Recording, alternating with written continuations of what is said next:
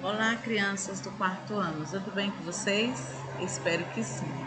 Crianças, nós vamos dar continuidade com as nossas aulas, só que hoje nós vamos fazer as correções do FA, da nossa ficha de atividade do livro 3 de História, certo? Então, nós vamos corrigir o primeiro capítulo e o segundo capítulo, certo? E um pouquinho, acho que umas 2 páginas do terceiro capítulo, tá bom?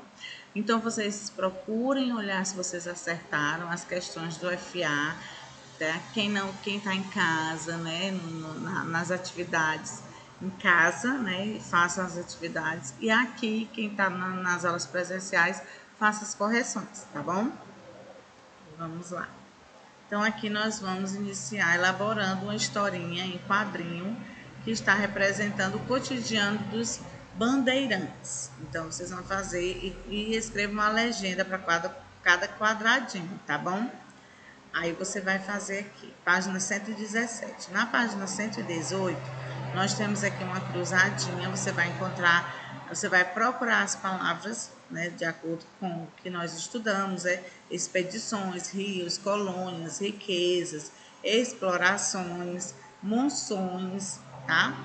E a terceira você vai explicar, né, escrever um pequeno texto com as palavras que você encontrou, né, aqui. Aí então você vai, por exemplo, aqui tem uma sugestão no livro, né, no FA. As monções foram expedições de exploração pelos rios do Brasil colonial com o objetivo de encontrar riquezas. Olha só, aqui já iniciou, né, o texto. Agora você vai continuar, tá bom? Aqui vamos para a nossa página 119. Na página 119, pergunta o que eram as monções, né?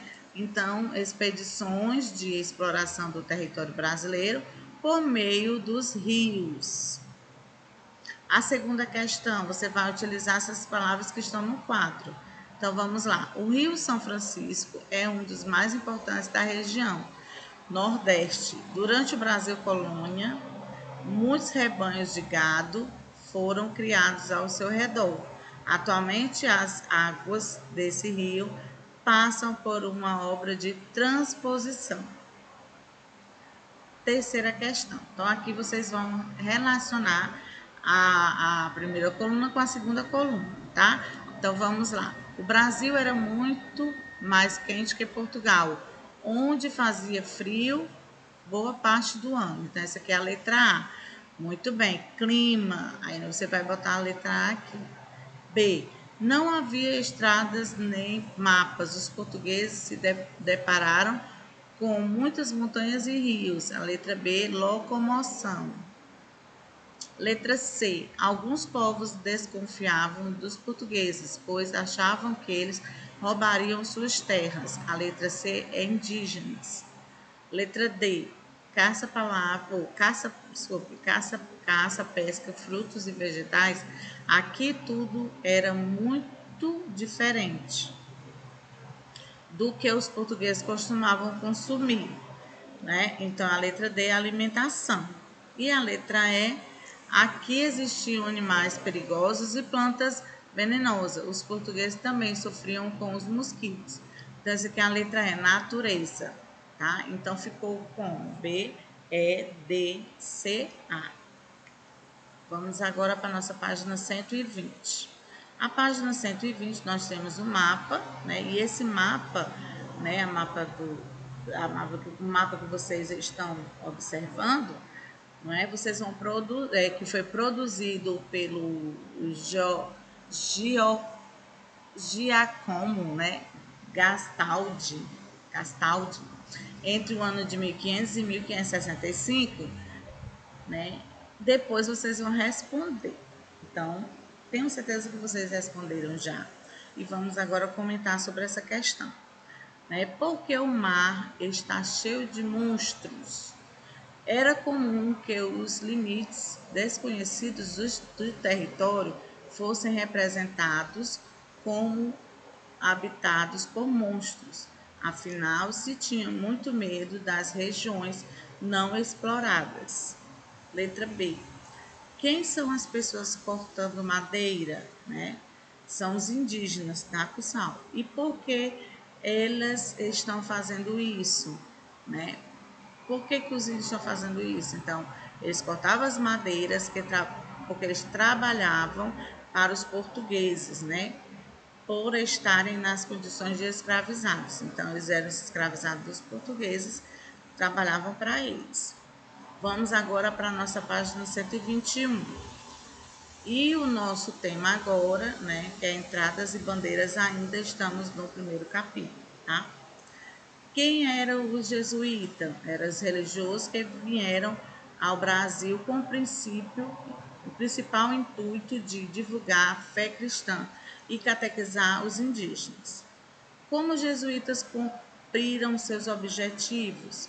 Os jesuítas aprenderam a língua dos indígenas e ensinavam peças com temas religiosos.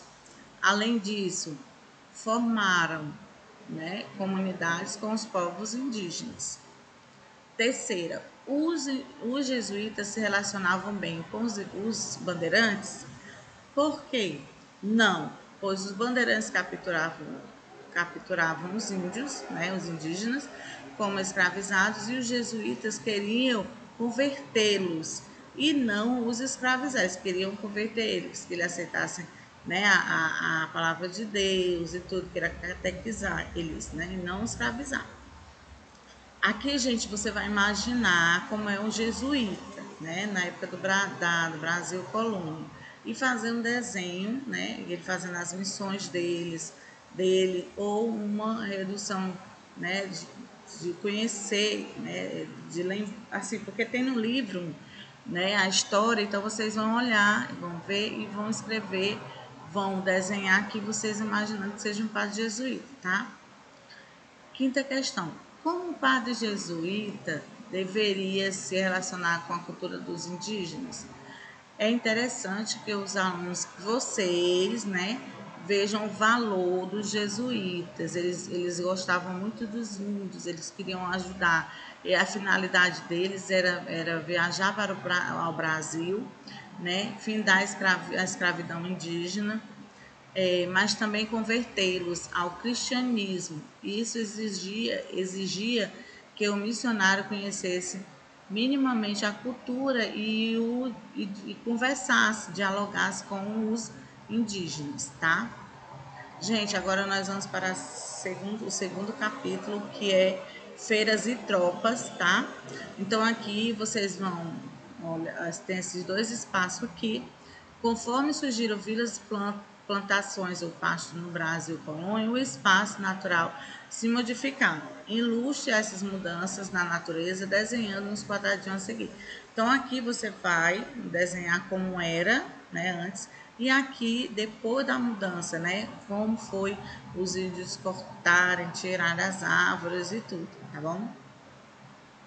Aí vocês vão colocar assim a mudança da natureza. Ó, escrevo, né, ilustre essas mudanças na natureza, desenhando nos quadrados abaixo, tanto aqui, certo? Nas plantações. Circule as palavras que preencham as frases corretamente. Então, no Brasil colônia, os currais surgiram no Nordeste. Eles se localizavam principalmente no interior e era utilizada a mão de obra indígena. A vida era muito difícil, pois as regiões eram muito secas. As pessoas comercializavam principalmente carne e couro. Terceira, o que eram os currais, né? Ele tinha as fazendas de gado na região Nordeste, certo? Aqui, gente, vocês vão desenhar o seguinte: como você imagina que seja uma fazenda de gado? Então, você vai desenhar aqui, certo? Página 124. Qual era a atividade exercida pelos tropeiros? Transportar tropas de mulas e gados para as feiras paulistas. Sexta, cite 3 cidades fundadas pelos tropeiros: São Borja, São Luís Gonzaga, Chapecó, Palmas, Guarapuava, Castro, Tibage Ponta Grossa e Itararé, né? Sétimo, assinale a alternativa correta sobre os tropeiros. Então, gente, é a letra D, tá? Nos pontos de parada das tropas surgiram várias cidades. Aqui você vai escrever um parágrafo usando as palavras do quadro. Aqui tem a sugestão do livro, né? Mas se você quiser fazer outro, ou você fez outra, tá ótimo. Ao conduzir as tropas pelos caminhos do sul, os tropeiros fundaram muitas cidades. Nessas cidades ainda existem tradições como que é o caso do feijão tropeiro. Nós temos agora a página 125, né? Página 125. O que era comercializado na Feira do Brasil Colônia? Escravizados, animais exóticos, roupas, especiarias, gado, mulas e tecidos. Segunda questão: existem muitas feiras no Brasil Colônia? Qual era a mais importante? Existiam sim muitas feiras, e a mais importante era a de Sorocaba, né, por conta da feira de gado, né, de muito gado. Terceira, qual é a relação entre as feiras e o surgimento de novas cidades? Pessoas viajavam de muito longe para chegar às feiras. Elas precisavam fazer paradas para descansar no caminho. Nessas paradas foram surgindo várias cidades. Quarta questão: o que é uma cidade planejada? Uma cidade planejada é que foi desenvolvida cuidadosamente, né, nesse período, né, no início, desde o início. Aí você vai escrever aqui. Então, aqui tem a opção, né? O livro está dando a opção, está dando a sugestão. Aí você faz, se você não quiser, você pode pesquisar em outra fonte, né, de pesquisa. Então, uma cidade que é desenvolvida cuidadosamente desde o início. Nela planeja-se onde ficarão escolas, hospitais, casas, etc. Quinta questão: as cidades que surgiram no caminho das feiras estão planejadas? Por quê? Não, pois elas surgiam conforme tropeiros e comerciantes paravam e conforme as pessoas decidiam ficar lá. Aqui nós temos a sexta questão. A sexta você vai completar, né, o que está sendo pedido, seguindo as coordenadas, né, e descubra as palavras corretamente, né, que as palavras estão secretas. Então, com certeza vocês colocaram fundador, né, o fundador da cidade de Sorocaba chama-se Baltazar Fernandes. Página 126. Por que os viajantes do sul comiam feijão tropeiro? Né? Porque dava energia para as viagens longas e era fácil de fazer, pois utilizavam os produtos dessa região. Então, aqui nós temos o feijão tropeiro, é um prato típico do sul. Agora é sua vez, cria uma receita com os alimentos produzidos na sua região, que é aqui, Fortaleza, tá? Que é a região nordeste, aliás, cidade é Fortaleza, estado do Ceará, e a região nordeste, tá? Então, você vai colocar o nome da receita e vai escrever aqui a sua receita, tá bom? Página 128, na página 128, nós vamos fazer o quê? Vaqueiro e tropeiros eram origem a modelos, né, de vida muito particular. Sobre esse grupo, faça o que se pede. Circule, né? Imagine que você pertence a um grupo de vaqueiros ou tropeiros do Brasil Colônia. Circule as imagens que representam o que é necessário no dia a dia. Então, aqui o cavalo, certo? O chapéu, a sela, né? E aqui uma panela. Muito bem, uma frigideira, né? Muito bem. A letra B, porque o que você circulou era importante para o seu grupo? Porque, ó, sem o cavalo, como é que eles iam viajar, né? Sem o chapéu, como é que eles iam tanger também o gado para proteção, né, do sol? né? Então vocês vão dizer, ah, é a sela, né? A sela fica mais confortável, que tem que ter, o vaqueiro tem que ter uma sela para botar um cavalo, né? Então você coloca da sua maneira, tá bom? Certo? Gente, agora nós vamos para o terceiro capítulo, que é ocupação das minas. Eu vou fazer a correção dessa página, porque nós já iniciamos com esse capítulo, tá bom? Então, cite 2 exemplos de especiarias. Aqui tem mais, mas vamos lá: canela, cravo, pau cravo, pimenta do reino, guaraná, cacau, urucum, anis e castanha do Pará. As especiarias são usadas hoje em dia, né? Sim, né? Sim. Em qual elas são usadas? A especiaria ela pode ser usada na culinária, no medicamento, até em produtos de beleza. Terceira questão. Por que as especiarias eram tão valiosas pelos portugueses na época em que o Brasil era colônia de Portugal?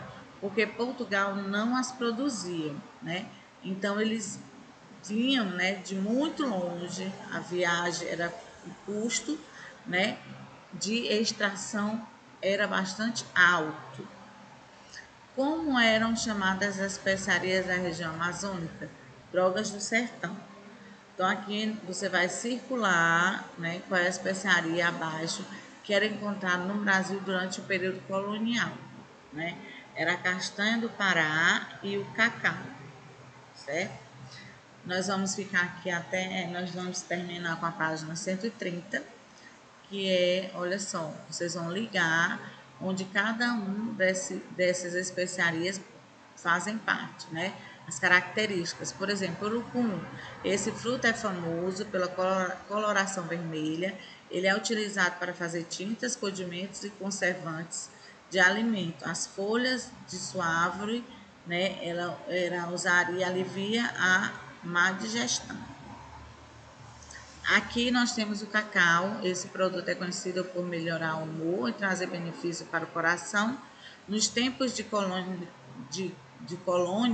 suas sementes eram torradas e transformadas em pó. Com esse pó fazia-se uma bebida amarga. Castanha, vamos aqui na castanha. Estas sementes eram muito utilizadas para fazer óleo ou farinha, mas também eram consumidas puras. Guaraná, olha o guaraná aqui em cima, vamos lá. Esse fruto é estimulado e energético, estimulante, desculpa.